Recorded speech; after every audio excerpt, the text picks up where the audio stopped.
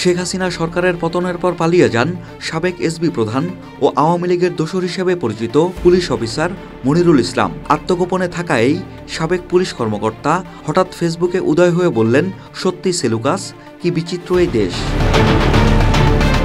ঘটনার সূত্রপাত বৈষম্য বিরোধী ছাত্র আন্দোলনের আহ্বায়ক হাসনাত আবদুল্লাহর একটি বক্তব্যকে ঘিরে।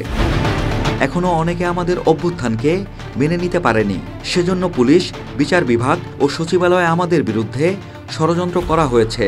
সচিবালয়ে আমাদের বিরুদ্ধে যারা ষড়যন্ত্র করছেন তাদের বলতে চাই, আপনাদের আম্মু আর দেশে ফিরে আসবে না, আপনারা রিয়েলিটি মাইনে নেন।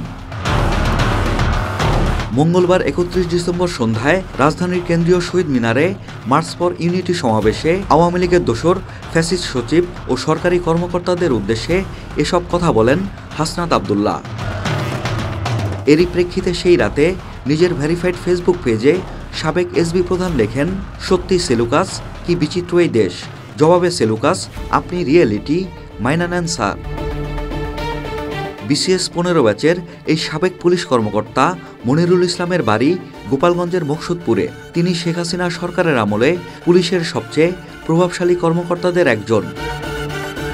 প্রসঙ্গত, গত 13 আগস্ট স্বরাষ্ট্র মন্ত্রণালয়ের জননিরাপত্তা বিভাগ থেকে প্রকাশিত প্রজ্ঞাপনে তাকে বাধ্যতামূলক অবসরে পাঠানো হয়। এর আগের দিন মনিরুলকে এসবি প্রধানের পদ থেকে সরিয়ে পুলিশ সদর দপ্তরে সংযুক্ত করা হয়। জানা যায়, বৈষম্য বিরোধী ছাত্র আন্দোলন দমনে ব্যয় করার জন্য 3 আগস্ট শেখ হাসিনা সরকারের কাছ থেকে 25 কোটি টাকা এনে নিজের কক্ষে রেখেছিলেন এসবি প্রধান মনিরুল ইসলাম। কিন্তু সেই টাকা বিতরণ করার আগেই 5 আগস্ট ছাত্র জনতার অভ্যুত্থানে শেখ হাসিনা সরকারের পতন হয়। ওই দিন থেকে আর অফিসে যাননি মনিরুল। কিন্তু তার কক্ষে 25 কোটি টাকা থাকার তথ্যটি এসবির কয়েকজন কর্মকর্তা জানতেন। তারা এসবি কার্যালয়ের ক্লোজ সার্কিট ক্যামেরা ও ইন্টারনেট বন্ধ রেখে 6 থেকে 12 আগস্টের মধ্যে কোনো এক সময়ে মনিরুলের কক্ষ থেকে ওই টাকা সরিয়ে নেন। এর সঙ্গে পুলিশের তৎকালীন একজন ডিআইজি ও একজন অতিরিক্ত ডিআইজি জড়িত বলে অভিযোগ রয়েছে।